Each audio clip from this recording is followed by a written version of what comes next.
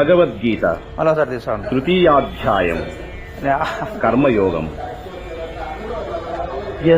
ఇంద్రియాణి మనసా నియమ్యారభతేర్జున కర్మేంద్రియై కర్మయోగం అసక్తః విశిష్యతే.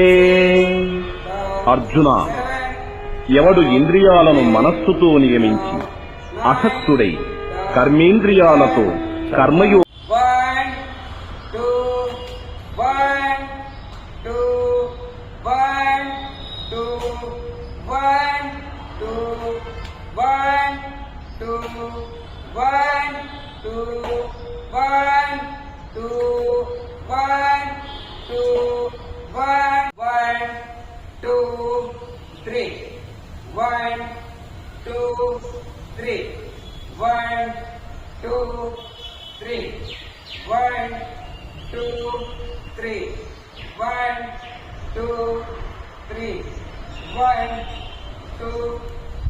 चल